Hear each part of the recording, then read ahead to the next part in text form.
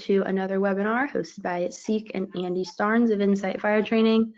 We have Andy here who brings over 30 years of experience from his career as a battalion chief in Charlotte, North Carolina. And today we are also joined by Captain Sam Adams. So Andy and Sam, thank you both for being here today to talk with everyone about wildland fires and TIC use. If you guys have any questions, please just type them in the chat and we'll do our best to answer them in a timely manner throughout this webinar. And with that being said, Andy and Sam, go ahead and take it away. Well, thank you, Jordan. I'd like to thank everyone for coming to the webinar and attending today. The most valuable gift you have is time. We appreciate you taking time to listen to us today. Today, we got a special treat. We're going to listen to Captain Sam Adams about his experiences with wildland firefighting and thermal imaging camera usage and how it can benefit firefighters as they are going about this arduous task.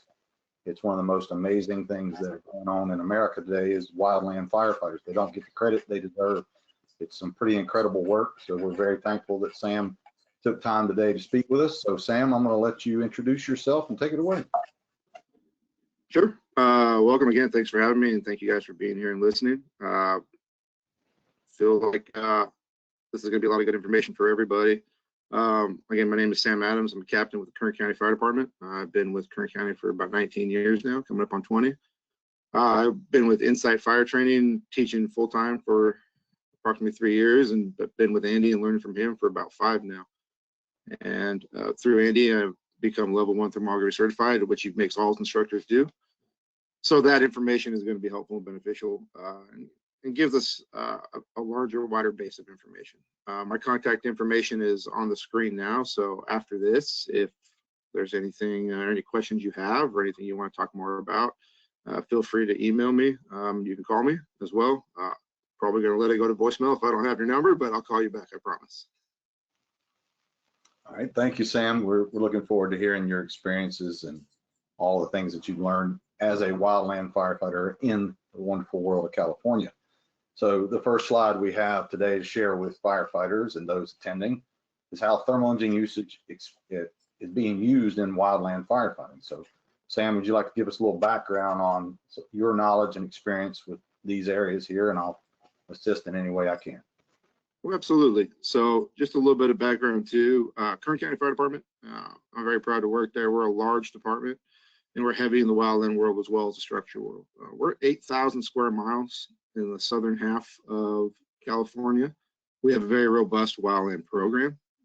We have 4 hand crews, 1 coming up on 3 helicopters pretty soon, a whole bunch of dozers. And we've been in the wildland world for a long time. We have firefighters that travel the country going over and helping both just in the firefighting and other large scale incidents. So having all that time and experience, we have a lot of fires just in our own county, as well as us traveling around. And in our time and in my time fighting fire with Kern County, we've seen the growth of infrared technology and how it's helping us. So there's 4 main aspects of infrared thermal imaging use or thermal imaging use in the fire service right now in the wildland world. The one I see the most of currently is infrared in airplanes. So for flights, fire attack, mapping, those infrared planes, and we'll talk more about that in a little bit. There are vehicle mounted systems out there now. Don't see a lot of those in California yet, but I see a lot of those in the Midwest. And we're starting to see them more like in conferences and stuff that we go to. So I think they're going to become a thing of the future. They definitely play into safety when you're driving. Another one that is becoming very common is UAS systems. And when we get to that, Andy will talk about those. I see a lot of those right now for optical cameras. I know we can put, and you can put infrared cameras on those. But I see a lot of those right now being flown for mapping in optical cameras. And then at the end, we'll definitely get into handheld cameras and how handheld cameras can help us and how I think they are underutilized right now. And I really think that they can make our job a lot more efficient and definitely safer as we move along. Thanks, Sam. As far as vehicle mounted cameras, you know, I did 5 years at an ARP station at an airport. We had those. They were pretty common, and even on the small, what they call RIV units, they were there. We're seeing those on some of the wildland units that you have a picture in here as well. And then there are some larger scale ones, like the picture of that clear model in the upper left there, depending on makes and models and trucks, they vary, but we're seeing those becoming more and more commonplace. They're kind of something they add on to when they purchase the vehicle. Dev systems are very popular, the driver enhanced vision systems for night vision, but we'll discuss that more as we go through this. So let's keep rolling. We have a pretty cool shot here. If you'd like to explain to us what we're seeing and how this matters to you. Right. So again, the way that I currently see infrared technology being used heavily in the wildland world, and it is a huge benefit, is what we call FIRIS systems, Fire Integrated Real-Time Intelligence Systems programs. Basically, they are very high quality optical and thermal imaging cameras mounted on airplanes, and they're spread out throughout, I know for sure California, possibly other states, but they're spread out throughout California.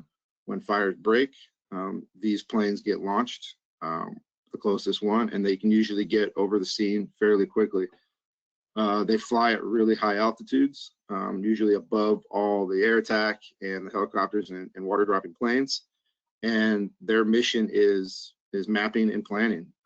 They can use their optical cameras to get a good picture of what the smoke is doing, what's in front, houses, roads, streets, where fire equipment is. And then they could switch over to their thermal imaging cameras, just like this picture is right here, and you can get an idea of where the heat is at. Because a lot of times you can't see where the heat's going, where the fire's going through the smoke, especially from aircraft. So these thermal imaging cameras on these platforms can really help out the incident commander and the operations division with their perimeter, where it's going, coming up with their plans. So they get overseen real quick for that, and then they do a lot of night flights. They fly a lot at night, and they pick up hotspots, and that they give that information to the plan section on these fires, and then the plan section will then map these hotspots, map where line needs to go in, where line's being effective, and that way for the next day, the incident commander can utilize that in their tactical planning and where they're going to deploy resources. Impressive. We have a video here if you'd like to explain what they're about to watch before I play it for them. Sure. So this is just showing you what they do. This is a fire in Laguna Beach a few years ago. This is OES is Office of Emergency Services. That's the state of California's emergency services. This is a plane operated by them, Intel 24. They also have Intel 12, and then there's a couple operated by the state, Cal Fire as well. But this just shows you what they can do. We have a fire over Laguna Beach, California, and then there's going to be audio, and you'll hear the pilot talk, but you're going to see both the optical, and then it's going to switch over to the thermal view, and you can get a better idea of what's actually happening with the fire when you switch it over to that thermal view. All right, here we go. Intel 1 to February 10th, 2022, 7:38 hours. For the Emerald incident, Orange County multi-agency response, burning north and east of the community of Emerald Bay, 130 acres. Winds are out of the northeast, pushing this fire southwest. We have on roads on the southeast side, we have Londonderry Road, and west side, Kilkenny Road and Irvine Court. Known spot near Irvine Court Drive, Go IR, which it looks like the engine crews are getting a hold of. Aggressive initial attack with air and ground under high Santa Ana winds are underway. End report. It's pretty impressive. It is. So as you can see how important that information is.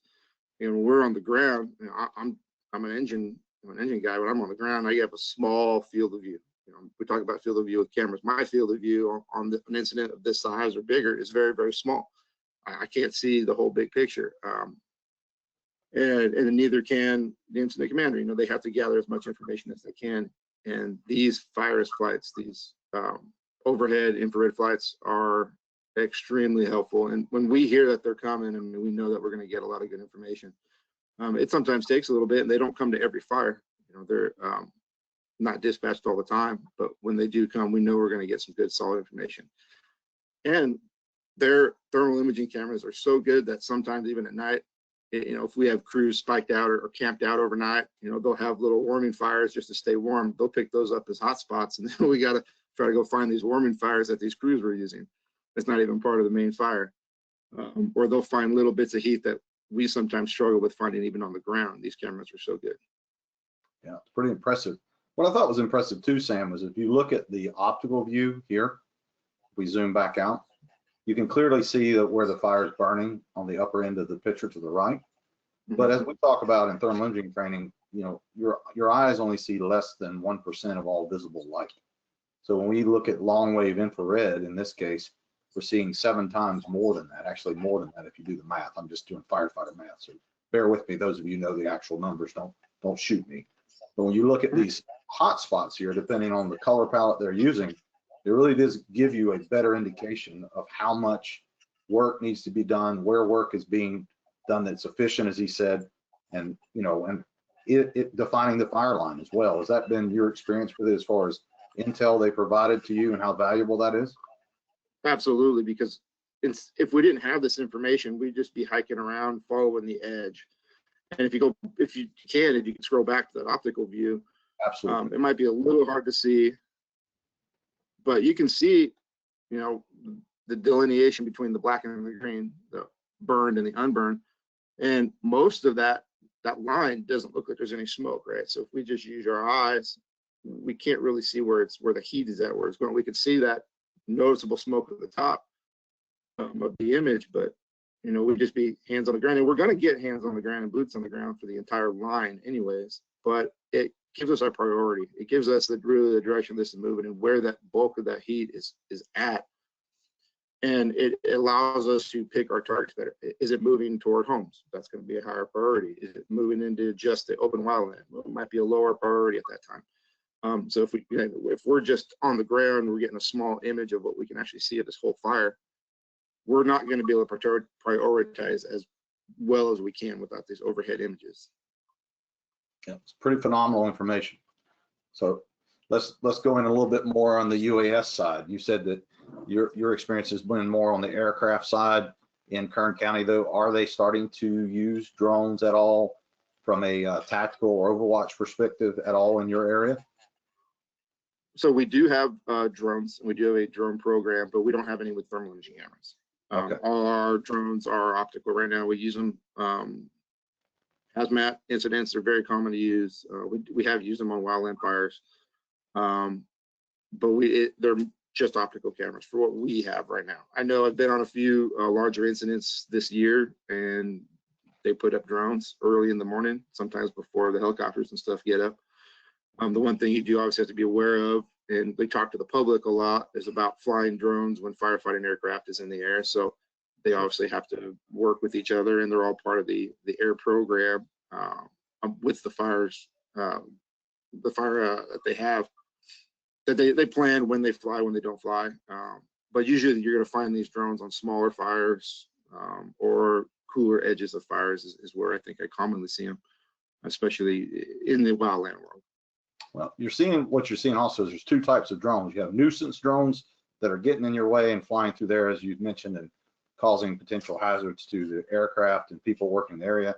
And then you have the ones that have permission to be there, and they have your standard propeller-based drones. And what you're seeing even more is these larger winged aircraft ones that basically have the same technology as the big aircraft that you are using, but they don't have the expense of having to have a pilot, delays. Obviously, these are pretty expensive units, but it's not as expensive as you mentioned owning 3 helicopters and the equipment comes with that, and they can deploy them much faster. The USDA drone that we showed a picture of in the beginning can pick up a 2-inch by 2-inch hotspot at very high up in the air with a high quality IR camera.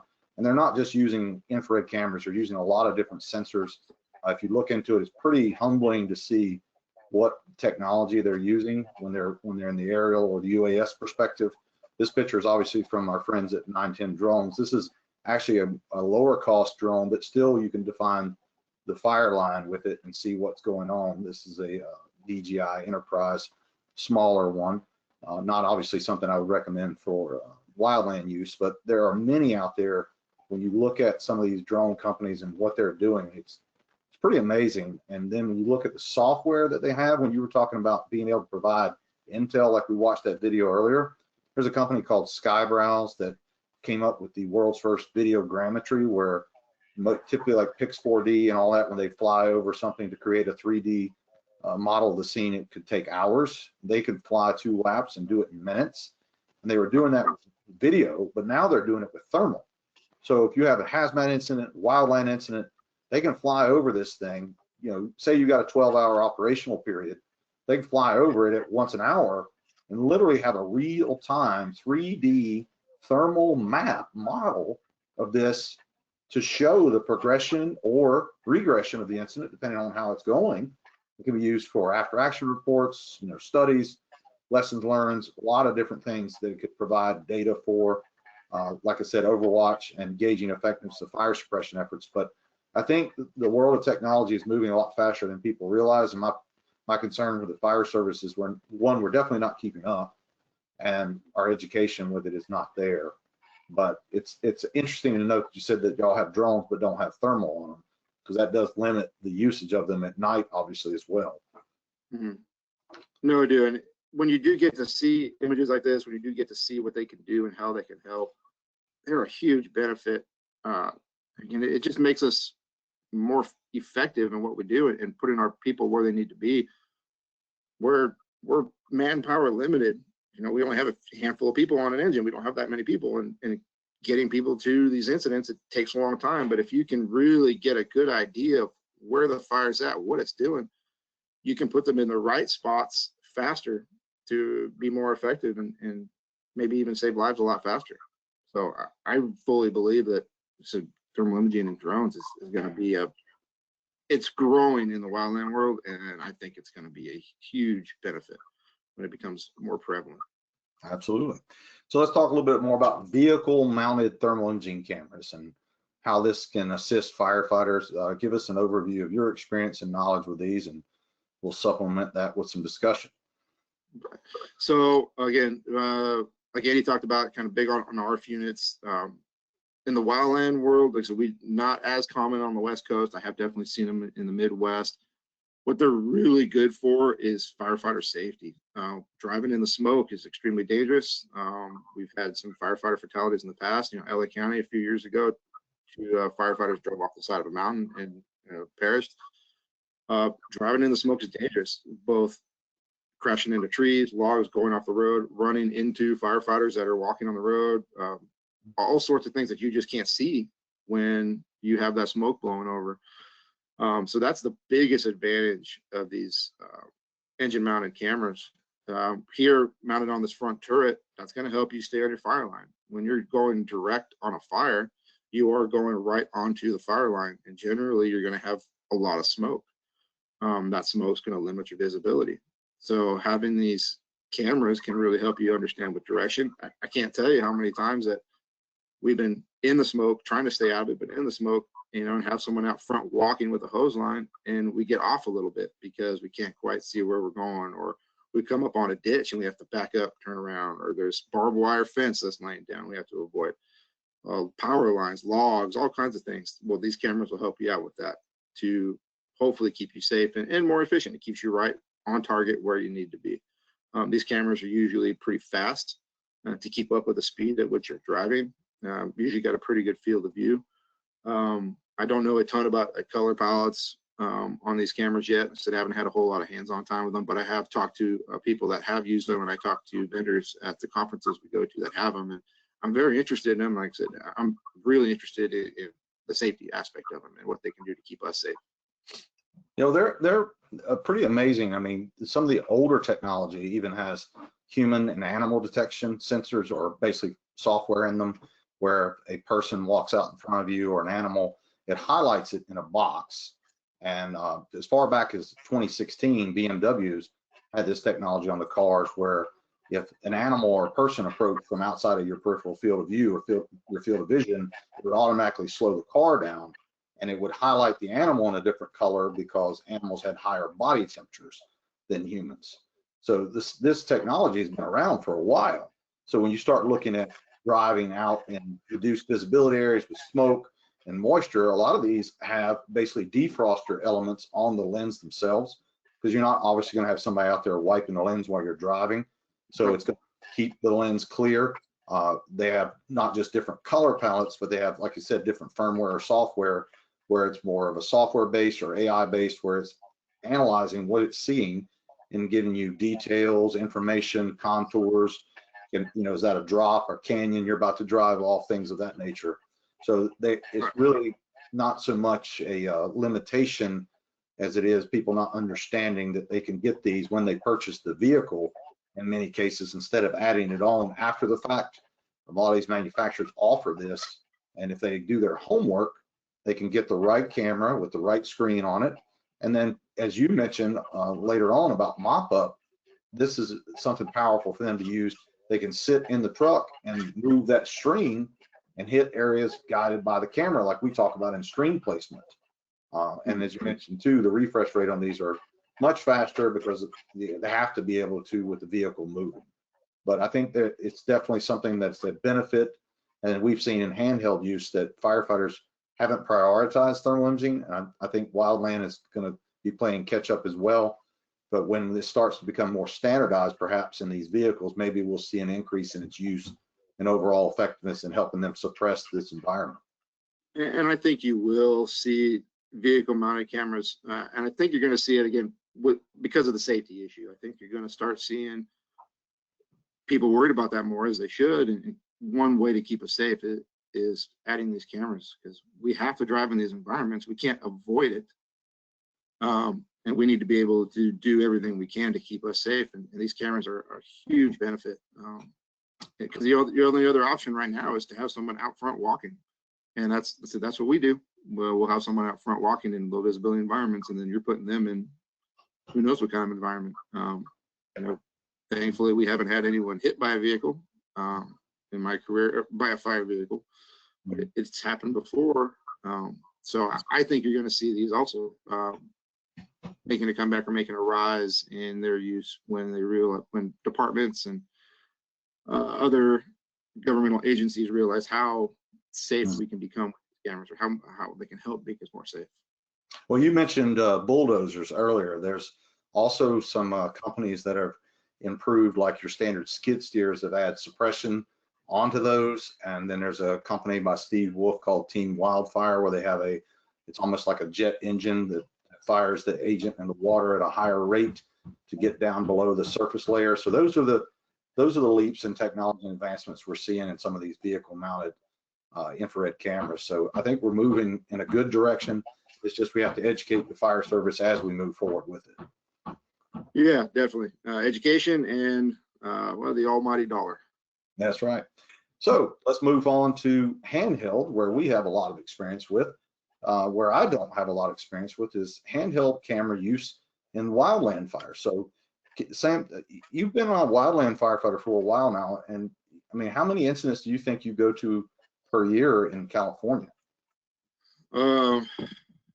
Between our first in fires in our county, you know, just in my engine company, you know, single engine type grass fires, I'm probably close to 100 a year, of all shapes and sizes. So they could be small roadside fires to large campaign incidents.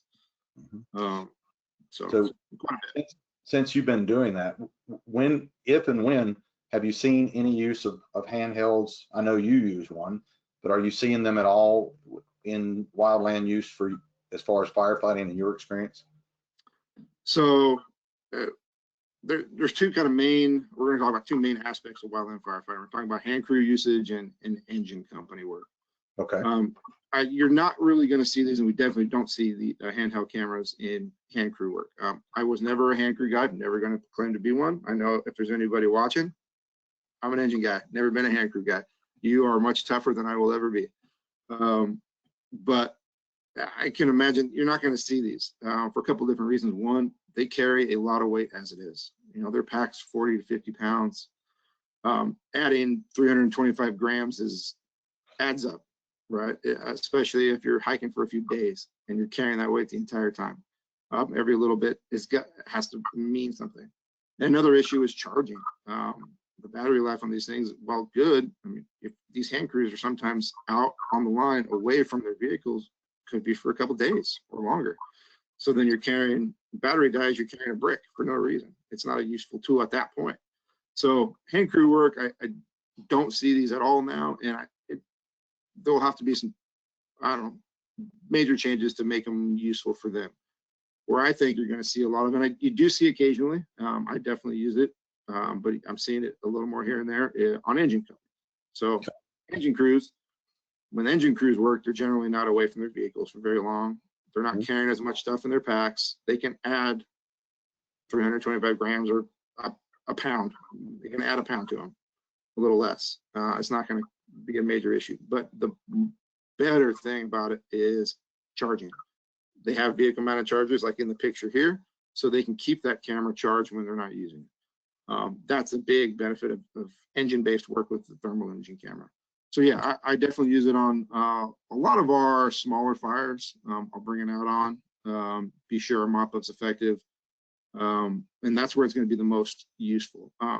When it comes to doing direct attack, so there's direct attack, there's indirect attack on wildland fires. Indirect attack, you're away from the fire. You're not in any heat, no need for a camera. When you're doing direct attack, you can use the camera. What's nice about direct attack is you can see. It's usually daytime, or you can see the fire. You are actually putting water or cutting line directly on the fire. Thermal imaging cameras helps us see things we can't see with our eyes. Generally, direct attack we can see. We can see the flames. So you're not as prevalent during direct attack on a wildland fire, but mop-up is going to be the big one.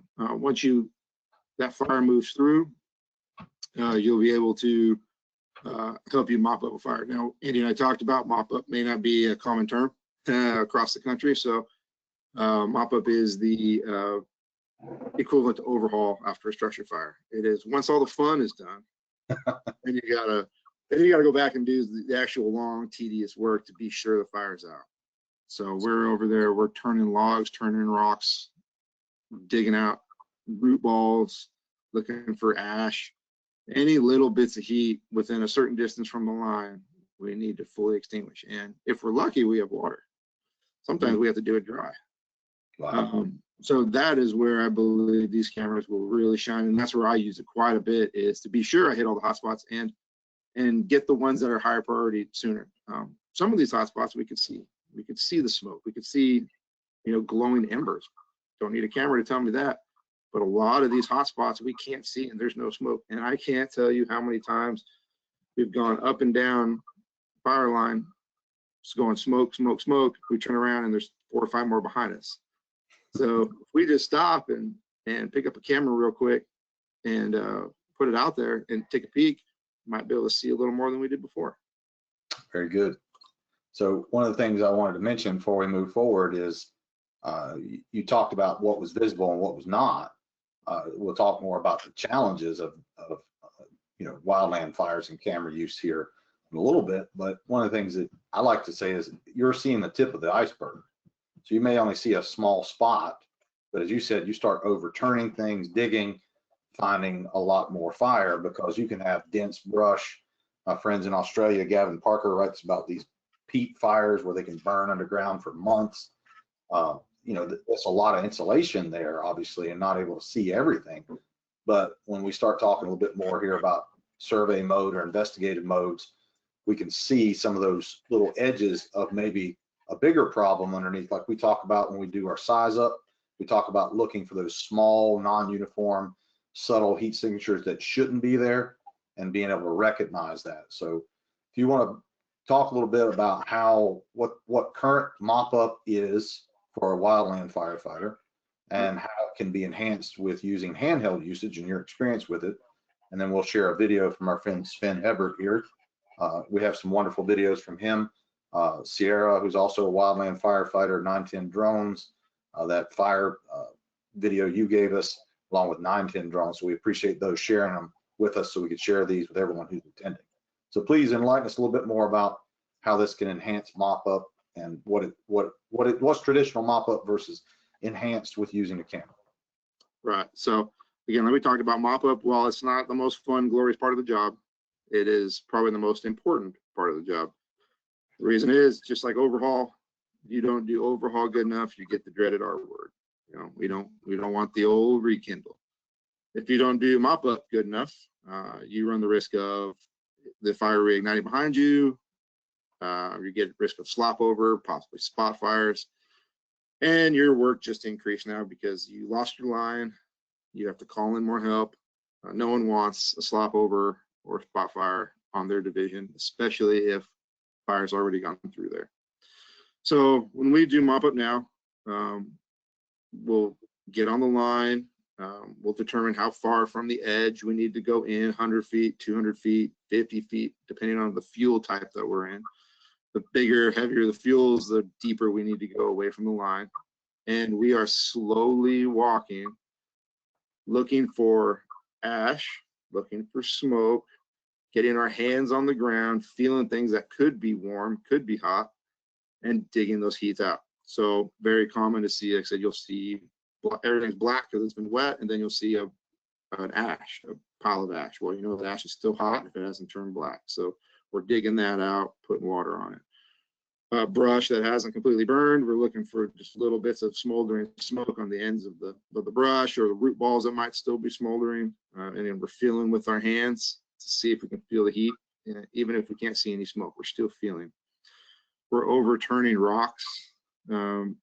Brush and grass underneath rocks can maintain heat. Rocks themselves will maintain heat. We'll talk about how that can trick your camera later as well. Logs, fence posts will hold heat on the bottom, right? So fire will move through these like down trees or logs. They'll burn the bottom of the logs, not the top necessarily. So the top might look all right. Then you roll them over and they're hot, been burned, smoldering on the underside. So we are just very slowly, very progressively walking through the black, however the depth we need to be from the line, and using our hands, using our eyes, and using our nose to smell for smoke, because there is a smell when you have a smoke, and you are feeling for that little bit of heat, and you're working hard to try to put them all out. So it's long, it's tedious, and a lot of times we're on that same piece of dirt for multiple shifts. So these campaign fires, these longer, you know, multiple week assignments, I've been on the same quarter mile, half mile piece of dirt for a week straight, just being sure everything is out, especially the thicker the brush, the thicker the fuels, the heavier the fuels, things keep popping up. And once they get enough personnel on scene, they've ordered enough resources, they really want to be sure it's out. They don't want these things sparking back up. So they will have us go out over and over and over again on the same piece of dirt. So what a camera can do, one is on the smaller fires, the little things that we go to all the time, roadside fires, small grass fires, is we can bring the camera out once the fire is knocked down, help us pinpoint the areas of higher heat, fires near the edge that need to be knocked down, and we can focus on those higher areas to prevent this fire from slopping over or going outside of our line. And then as we're moving along, and we're also going to be still using our old techniques of feeling around. You're not really ever going to beat that, but the camera will help us pinpoint these areas of heat faster. And we'll talk about what correct mode to be in. We'll get there, I think, in the next slide or two, but being in the correct mode will help you find those sources of heat a lot faster. It makes us more efficient. You know, instead of us being out there for an hour or 2 hours on a small, you know, couple acre roadside fire or something, we might be able to mop this thing up in half the time. Little less work for us, a little less time for us, gets us back in service, ready for the next one. All sorts of benefits for being faster and more efficient. And that's how these cameras can do it. They can pick up those edges, pick up that little bit of heat, and pinpoint us to those areas that we may not even see with any smoke. And we might find those sources of hidden heat a lot faster. So. Very good. Let's watch this video from our friend Sven Hubbard in Canada and see what you think about what they're picking up here. If I get it moved forward, you can see. Yep, so he looks like he's sitting on a line, you know, a dozer line that's come through, so a pretty wide dozer line. And you've got obviously a lot of high heat. He's in survey mode, so he's got a lot of high heat. They're probably either burning off that edge and making that line bigger, or they're letting that fire burn right up to dozer line that they put in. But you can see there's a lot of high heat. You can even see on that camera part of the fuels that haven't burned yet at the tops of the trees. And so to that right is where the fire's at. The black to the left is the green, and there's a lot of heat on the edge of that black. So that's why there's a really big dozer line out there. All right, let's move forward and let's look at how we can continue to use these to assist you. I used a term called slop-over, and in here we're talking about how that could reduce the likelihood of superheated areas being missed. Can you define what that actually means from a layman's perspective, from those of us who are not wildland firefighters? What does that mean, and how can this be used in all these other areas we have here to discuss? Sure. So kind of going back, especially like with that picture, that video we just watched, I mean, that's kind of a good, and we'll see another video here in a little bit. So there's slop over and there is spot fire. Both of those are transfer of fire from the black, the area that has burned or we are allowing to burn, across our line to the green side of the fire, the side of our line we don't want to burn. Spot fire is where an ember will fly over the line and we'll start a fire a distance away from the line. But a slop over is something that is a little more common, and a slop over is one that we can prevent on with a good mop-up. But a slop over is where the fire crosses the line directly. It's not a distance away; it is right across the line. So we've missed some heat. We missed some heat. It started burning up some of the green or some of the black that we missed, and that heat, that radiant heat transfer, or has sent an ember just directly over the line, so it's connected. And that fire then keeps burning in an area we didn't want it to burn. All right, well, let's look at this video to explain to our viewers what the camera is showing as this video is playing. Sure. So this video can show, so this is another way that cameras can be used, and we'll talk about structure protection in a second, but you see that fire from going from left to right. All right, so you see that all that brush burning, these firefighters where they're doing structure protection. You see the heat, you see the convection currents, you can even see the large embers in the screen. And then where it's showing right now is it's showing that radiant heat affecting the green or the unburned fuels in those trees. You can see those trees starting to collect that heat. That radiant heat is drying out that fuel, and you know those are going to be areas that you got to keep an eye on and maybe even cool, because that fuel is going to start drying. If that fuel dries or takes enough energy, it's going to light and your fire is going to keep moving on you. So that we talk about in the structure world, you know, sometimes you bag a fire, where it's been, where it's at, where it's going. Well, here you can see that this house that's burning is, so it's a house burning in the grass and brush next to it, but this house is putting off a lot of energy, and you need to see where it's going to be going. You need to be aware of your surroundings and your situational awareness. And if you had a camera, you could see how much energy this fuel is taking, and this fire will, with unchecked, this fire will move into the green, and it will continue, and it will start to spread. And I say that's another great video from our friend Sven Hedberg from Canada, and we're basically being able to share these because other people have contributed to us. So this also, you said, discuss how this can be used to assist with structure protection. Obviously, we can see the exposure energy going to the trees, but we can also see that going towards structures as well, correct? Correct. So again, wildland world, I've done this quite a few times, is being involved in structure protection. If you are staying at a house, you are what they call like prep and hold. You prep the house and you're going to stay and try to save it, or your fire front following, the fire's gone through and you're going back and putting out any hot spots on houses. The camera can assist you by, again, it's all about efficiency and time. One, we're going to have, if you're staying and the fire front's coming at you, you're going to have a lot of smoke, right? A lot of that smoke, you may not be able to see areas of the house that are heating up right away. You may not be able to see right away where these embers are going. If you can't see with your eyes where these embers are going, that fire might get established before you have a chance to do anything about it. And then by the time you recognize that the fire is established in the structure, it might be too late.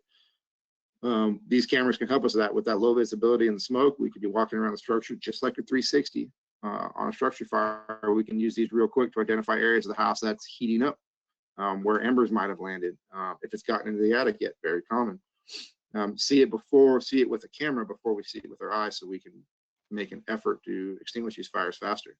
When we come back, if we're doing what they call fire front following, and the fire's gone through and we're coming back and kind of checking on these structures after the fact, same thing. We may not see right away areas where heat has started to accumulate or a fire has started somewhere in a hidden pocket in the house, and we can use our thermal imaging cameras to find these hidden areas of fire and hopefully get after them before it takes the whole house, make us more effective and efficient at putting these houses out. What was the term? What was the term you used when you said you come back and look at it again? Fire front. What was it? Fire front following. Fire front following. Okay, thank you. So fire front following, you return to the incident to do what? To put out any hot spots, check the houses that the fires burned through. It was too intense for us to be there. Fires burned through. The head of the fire is gone. We come back in and we check to see what's burning, what we can save. Okay, thank you for explaining that, because not, as you say, not all of us are in the wildland world, so we want to use this as an educational webinar for those who are interested in it and those who are currently doing it as well. So let's move into how these handheld cameras can help you through what investigative modes fire service cameras offer. Obviously, SIC is sponsoring the webinar, so we have the benefit of survey mode. Would you like to share with them how survey mode could be beneficial in wildland use in the incidents you've discussed so far? Absolutely. So if you don't really know, the two basic modes that we use on most fires is TI basic and some sort of investigative mode, which is survey mode for these SIC cameras. TI basic is the fire mode that we use when we go interior on a fire. It's the mode that shows us more detail at higher heat. With these SIC cameras, they start coloring about 300 degrees, start turning yellow, and they stop around 1,000. What that does for us is we respond to color better than we respond to grayscale. So in these lower heat environments, like in the mop-up, right, or if we're looking at a house that's maybe being impacted by fire, we may not have those higher temperatures. So if we go into or stay in TI basic mode and we don't get color until 300, we might miss a lot. A lot of things might wash out. We may not have as much detail, and we may not notice areas of heat when we're moving, and time is of the essence, and we're not taking our time that we can or should with these cameras. So we want to be able to have this heat just pop up and show it to us. Boom, show its head. Where do we need to go? Where do we need to work? Right. And so the best way to do that for most of these situations would be to be in survey mode. Survey mode starts coloring at 150 degrees and maxes out at 300. So being that it starts coloring sooner, it shows us areas that we need to look at sooner. Shows us those areas that might be hot and it may not be visible, maybe not be burning, like free burning, but it's got a lot of heat built in there. So just like this picture shows right here, I mean, these little pockets of color, those are going to stand out. Oh, plain and simple. We got heat right here. That's where we're going to work. In TI basic, you may not see much. This may just be gray, and you might go, wow, I don't see any smoke and I don't have anything on the camera. Maybe no heat, but look what you're missing. So when you're doing these, like we're doing mop-up structure protection, be in your survey mode. Let that color show itself to you. Let it pop up, a lot sooner, and you can be more effective and go to work. So just keep that in mind. Be in the correct mode, just like we talk about in the structure world when we teach our classes. Be in the correct mode for the situation you're in. We don't want to go into survey mode into a ripping house fire, because we're not going to see much. It's all going to be red and washed out. You got to be in the right mode for the right situation. And in most of the wildland situations, we want to be in survey mode to really show us where we need to work. Well, since you mentioned that, survey mode is, as you mentioned, is an investigative mode. Many cameras that offer different application modes have some form of it. With SIC offering theirs, what we have is we have a mixed gain mode technology that allows each pixel to colorize. So from a wildland firefighter perspective, one pixel highlights at 65 degrees Celsius or 150 degrees Fahrenheit, it's going to colorize. So that's extremely beneficial to the wildland firefighter, because the majority of other cameras require a percentage of pixels before they switch to low sensitivity and then engage colorization.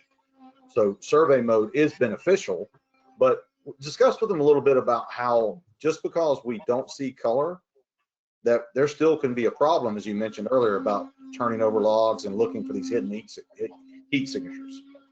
Right. So again, absence of color is not the absence of heat. That's kind of a quote we all kind of like to say, and we really, you know, it makes sense because grayscale, just because it's gray or white, you know, it doesn't mean it's not that hot. It's still hot, especially if you're in TI Basic. So knowing that you're different shades of gray, it might mean heat. You have a log that's laying on its side and you just catch a slight edge that might have had some heat on it, but most of that heat's under that log.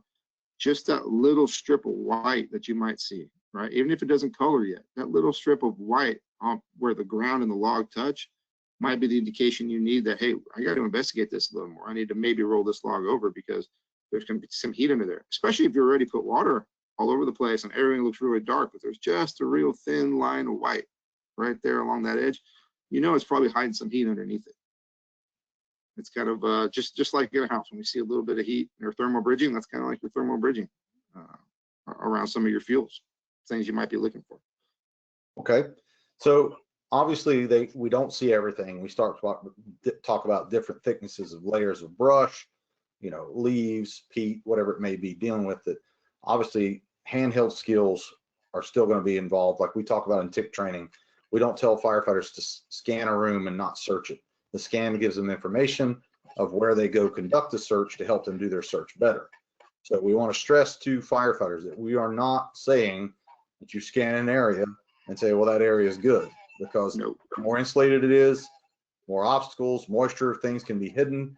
You could be standing in a different area, which you'll discuss here about challenges of TIC use in wildland firefighting here in a little bit. But I want everyone to understand that this is not the device's fault.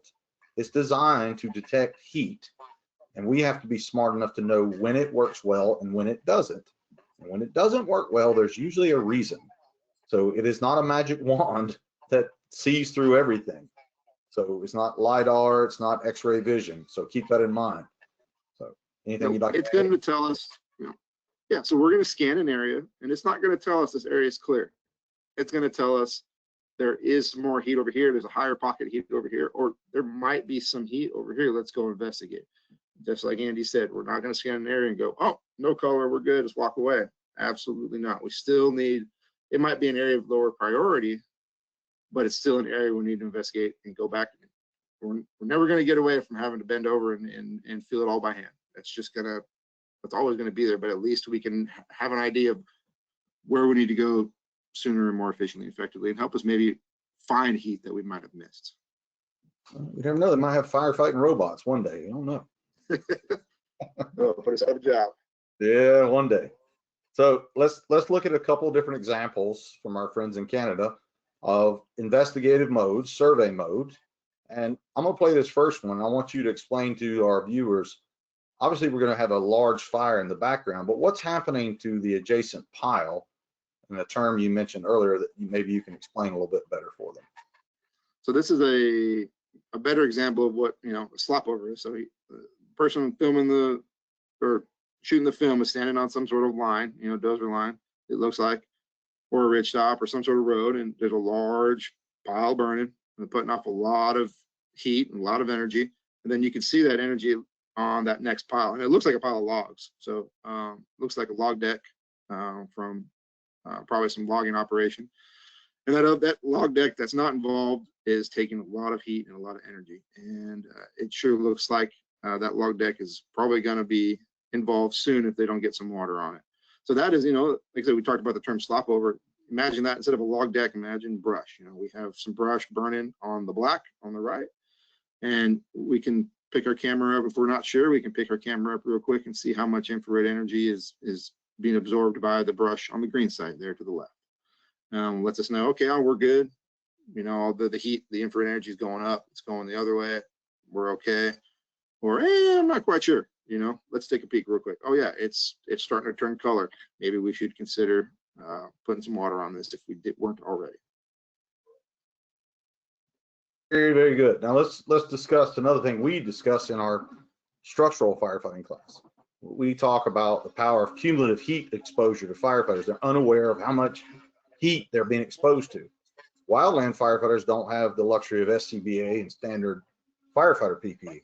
Explain to them what they're seeing here in survey mode in this second video. Right. So again, we talk about absorbing heat. We wear a lot. We just basically wear a single outer layer. In the wildland world, we'll have a Nomex outer, a shirt, and then cotton t-shirt underneath.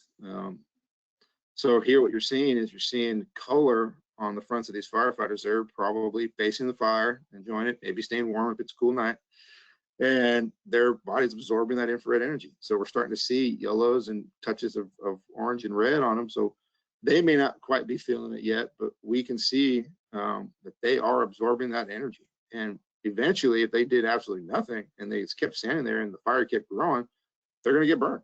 That infrared energy is going to transfer through their gear. It's going to stop it working, and they're going to get burned. So as officers, as someone with cameras, we can maybe, it's like we do in the structure where we can take a peek at our guys and see what they're doing, see how much heat they're absorbing, and hey, back up a little bit, hey, cool it a little more, hey, you're taking a lot of heat. So it helps us keep, again, situational awareness and safety of our crews. Very good, very good.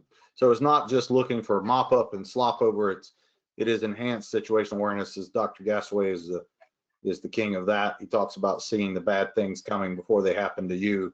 I think in the world we live in today, with all the hazards we have, it's always a good thing to have one extra set of eyes watching for the things we can't see. So this is a great example of that. So let's look at some challenges. So we've talked about benefits, but we're big on sharing in our training that these devices are not magic wands and they're not going to do everything. Not a one size fits all. So enlighten our listeners and viewers a little bit more of the challenges of wildland fires and TIC use, and some things maybe the manufacturer might want to even learn. Experiences about the challenges of the environment you're working in. As you mentioned, some of these hand crews are away from basically everything for a long time, so they have to be independent, and there's a lot of rough situations they're in. So share with them some of your experiences about some of these points we have here and how that affects your usage of the device in that environment. All right. So a couple different things we're going to talk about. One, when it comes in your engines, is battery care. We talk about that a lot in our class. Having a good, if you're going to charge your camera in the truck, have a good solid truck charger. There are truck chargers out there from multiple brands that maybe don't hold the batteries in as tight as they can or should. And when you are off-roading on these bumpy fire roads, when those batteries are bouncing around, making contact, not making contact, making contact, those are all cycles for those batteries, and you're going to really damage those batteries. So be sure, if you have truck chargers, make them hold really, really tight, and understand that when you're driving down these roads. Where we put these chargers, this is something that I think we struggle with in my department, is on our newer engines, we put our truck chargers right in the front windshield, and for our cameras, and we use a different brand and we have a good truck charger, but we put ours right in the front windshield, and Kern County gets really, really hot in the summer. We air temps 100, 115 degrees. It's a dry heat, but these cameras get really, really hot through that windshield. So if you put a truck charger, where do you put them? Put them somewhere where they're going to stay in the shade. They're going to stay cool, because lithium-ion batteries do not like a lot of heat, especially when they're charging. So be sure you put them somewhere where they can maintain cool, maybe near an air conditioning vent, something. Be intelligent about that. Again, we kind of mentioned, I'll briefly kind of reiterate, again, these are mostly going to be engine-based uses because of the weight and the battery charging on hand crews. I don't know how, I'm not very intelligent when it comes to batteries and battery life, but very common, the radios that we carry. We all carry handheld radios, and some have rechargeable batteries, but a lot of these crews that go out for a few days and what we call spiking out, they have battery operated and they carry extra batteries. Don't know if that might be an option. Something to think about too is making a battery operated camera that you can remove, a small camera that you can remove the batteries in and out of. Distance to spot ratio or effective detection range. Again, something that cameras have, and it's something we have to be aware of in the structure world, but it's really important in the wildland world. We can't just expect to stand on our line and look 200-300 feet into the black and go, oh, I see heat 200 feet away. it's not going to see that far. You're only going to see a distance in front of you. And there's a lot of factors involved with that: moisture in the air, smoke, how much brush you have in front of you, how much tree you have in front of you. So you can't, again, you can't hold this camera up and expect to see it really, really far away, but you can get a good idea of what's happening kind of near, right in front of you. And then again, hidden heat. Talked about it a bunch of times already, and I'm going to keep reiterating it. It's not, you don't scan an area and go, oh, we're all good. Heat might be hidden. Heat a lot of times is hidden, in root balls of brush, under trees, under rocks. So we still have to identify those small areas of heat or things that could hold heat, and we need to still go out there and look by hand. It's not a tool to clear an area. It is a tool to understand where heat might be and where it might be hiding, and how to make effective decisions to extinguish that heat faster. Very good. And as in this picture we're seeing here in survey mode, we're seeing, as we talked about earlier, maybe just the tip of the iceberg. There's a couple of spots here, but there could be a large amount of heat hidden under that debris. As you mentioned, that those areas could still hide heat from us. We talk about this in size up and an overhaul. Just because we don't see a heat signature, the more insulated a building is, the more likely it is to hide those heat signatures from us, because it was designed to prevent heat loss. Now we have material that's serving as an insulated material to stop us from seeing that heat detection. So this is important. Firefighters understand that. And on the next slide, we talk about a couple other things that might keep us from seeing, and stuff that we put on there: water, foam, retardant. This is going to cool an area, and we may not see what's underneath that water. It might have cooled the surface, but under the surface might still be holding heat. Under the foam might still be holding heat that we can't see with our cameras. And detail, when you have an area that's been cooled with water, foam, retardant, you're going to lose a lot of detail. So we say a lot of this in the structure side when we talk about 360s. We do not move with the camera in front of our face. Do not move with the camera in front of your face in the wildland world. If you look at these two pictures, I mean, it's hard to pick out detail of where you're walking. You could very easily trip, roll an ankle, break a leg on logs, brush, holes, ash pits. So we do not move with the camera in front of our face. But another thing that's a false positive too is if you're mopping up during the day and it's really hot, it's happened to me a handful of times, is the ground will look really hot from the sun. The sun will do what's called solar loading, or put infrared energy onto the dirt, and that dirt will start showing color in my camera, even though it's not technically on fire or hot. So you could also get some false positives too.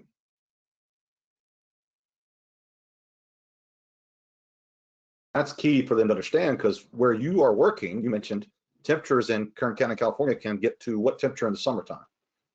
100, 110, very common for months. All right, so how many times have we been just at training where we've used survey mode and looked at objects that were showing yellow that were not on fire and had no fire behind them, just because it was ridiculously hot? For example, China. Yeah, China was miserable. Yeah, the heat was unbearable. It was really tough out there. But yeah, the ground was showing. If you just looked at the camera, you'd think the ground was on fire. Mm-hmm. And obviously it wasn't. But through the camera's eyes, you couldn't tell the difference. Yeah, 115 degrees ambient temperature, and then you heat up the pavement. It's easy to hit 150. So be aware of the contraindications and false positives, as Sam talked about. So let's talk about some further challenges and how we can overcome some of those.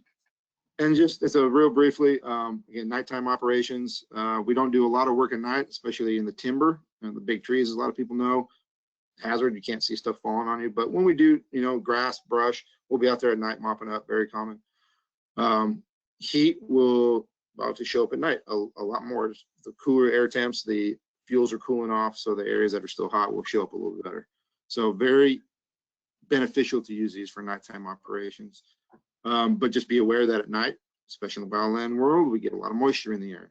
We're away from the cities and stuff, so we get moisture, dew, fog happens at night. So moisture in the air will affect the lens on your camera. So we need to be sure we're still wiping our lens, just like we do in the structure side. Wipe it to take that moisture off. And with moisture in the air, you're going to reduce the effective range of your camera, what you can see for how far, and the detail you're going to see. And the nice thing too about nighttime operations is the seat cameras come with flashlights. And if you're looking at the camera, you see what might look like some heat. You have a headlamp, but it may not be a great headlamp, or maybe you left it in the engine, which I've never done before. you now have a handheld flashlight, so you can use that to help you check further for what you think might be some heat. So, and then when we do carry these with us, if you do carry with you on your pack, be very careful. While these tools are awesome and they are very tough, when we do beat them up, if they're hanging off your back, they're swinging around, or you're swinging tools, you could very easily break or crack the sensors, the screens, the flashlight, get the charging contacts extremely dirty. So be sure you're protecting it. Be sure it's not just swinging around. Throw it in a pocket somewhere, and when you need it, pull it out. When you don't, put it back in. Just be very careful that while they're tough, they're not indestructible. And if there's someone that's gonna break it, it's gonna be us. Amen to that. Challenge accepted. So tell us we can't break something and watch what happens, right? Yep. So let's talk a little bit about, go ahead. I'm sorry.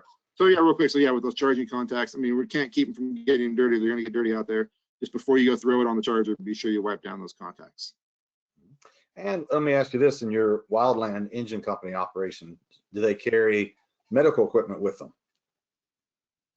Well, if a guy has a personal kit in their gear, they will, but we generally don't. We're not that far away from our equipment, so we can go back and get something if we need to. That's what I mean. The engine itself would have it. Is that correct? The engine would have it, yes, sir. All right. So if you have a standard isopropyl alcohol wipe that you have in your med kit bag, when you go to put it back in the charger, as Sam said, just wipe down the contacts with those. Make sure they're clean and dry before you put it back in the charger. Otherwise, what you'll end up with is a problem over time. If those contacts are not clean, you're going to have inefficient charging. So, and make sure you're cleaning the lens and the screen with a non-abrasive substance. You scratch the lens, it's going to affect your ability to see. The screens on thermal imaging cameras, as far as the display screen, are the number one things that get scratched up. As Sam mentioned earlier, they're bouncing around, they get bumped into things. We're not gentle people because we work in a very hazardous environment. And now you're talking about wildland where they're using tools and moving. One of the things I'd like to mention, when you mentioned improvements about a removable battery, it would be interesting for the manufacturer to look at something that could keep the camera from swinging around, that was more conducive for a wildland firefighter's usage, so they could grab it, put it back, not a retractable per se, but something a little bit more efficient than what we currently have. Otherwise, you are going to end up with the pendulum effect and damage the device. So, yes. All right. And in summary, since had all these wonderful slides that we shared with you today, Sam's going to cover basically his experience, how this benefits us. Remember the basic points he shared with us, and we'll share a few more things, resources and information with you before we close. Again, so thermal imaging is widely used in the Wildlands Fire Service already, but the handheld thermal imaging is, I'm going to call it up and coming. I think when people start realizing the benefits of it, you're going to start seeing them more and more being used in the wildland world, especially on engine work. Again, handheld cameras can be very advantageous in making our mop-up efforts efficient, quicker, pinpointing us to where we might have to focus our efforts, and help us find hidden heat. But don't forget about the false positives, and don't forget that it's not the end all be all. It's not we don't clear a piece of dirt and say there's no heat here. We still need to check with our hands. And it's also extremely important to use during structure protection to help you identify areas where heat's building up against the house, where the house is starting to heat up, where embers may have gotten trapped, fallen, or where fire has begun to burn and take over a house, so we can hopefully do our job and save more houses. Be sure you're in the correct mode. Again, TI Basic might just be a lot of gray. You may not see any differentiation of color. You might miss heat if you're in the wrong mode. So for the mop-up, for structure protection, generally investigative mode or survey mode in your seat camera will be the most beneficial mode to be in. Take care of your cameras, they'll take care of you, right? Don't let them be swinging around. Take care of the lens, take care of the charging contacts. Again, TICs are just a tool. They are a tool to help us be more efficient. Always be ready to, just like on the structure side and search, fire attack, gotta start with the basics. Teach your new firefighters, teach your new wildland firefighters how to mop up efficiently without a camera. Get it there. Hey, enjoy it. And you're young, you got a strong back. Enjoy bending over, feeling the earth with your hand. Take your glove off, feel for that heat. Beat the earth with a stick for a few years. And then, hey, cool, we got this thing that I might make it a little bit faster. You know, maybe you don't have to do quite as much bending over. So always start with the basics and then add this in to make you a little bit better. Thank you, Sam, for sharing with us today. We want to give credit to the wonderful people who shared their content with us today. Sven Hebert from Canada. He's also an Insight Fire Training Adjunct instructor. Sierra Chantel McCormick, I hope I said your name correctly. She was kind enough to share with us even more firefighting content because she's also a wildland firefighter in Canada. Sam shared some stuff with us, our friends at 910 Drones, and that video you found, the name of that system again, can you say that for our viewers? What was it? The fire system, the fire, oh shoot. You called it FIRS, F-I-R-S? FIRS, hang on, I got to type it. We don't call it that, we call it, we just call them by their call sign on the radio, so the Intel ships. Intel 12 and 24, but they do have a technical name like everything does. Okay, but they're common out there as far as using them as a resource? Very common, they're all over the place, and they come on a lot of our fires. Well, if you can share any information with me, I'll put it in this next little folder for everyone who watched it. This is the actual presentation, and we'll upload the videos and that information that Sam just mentioned as far as a reference. This will also be uploaded and shared on our YouTube channel after SIC shares it with us. I'd like to thank Sam today for his time and expertise. Jordan, thank you and SIC Thermal for sponsoring the event. And to everyone who tuned in today and those who will watch it later, we greatly appreciate your support. Our goal with Insight Fire Training is to share information, education, and experiences about thermal imaging training to help firefighters get home safe to their families and become intelligently aggressive to take firefighting to the next level. So thank you for watching. Jordan, we'll hand it back over to you. Awesome. Thank you both for your time today. If you guys have any further questions after this webinar, please feel free to reach out directly to Andy or myself, and we'd be happy to answer those questions. If there was something that was mentioned that you guys wanted to go back and reference, like Andy said, we will be sending out a recording of this webinar to everyone who registered. So thank you again, Andy and Sam, for your time, and thanks to everyone for watching today's webinar. Thank you, Jordan. Thank you very much. Thanks, guys.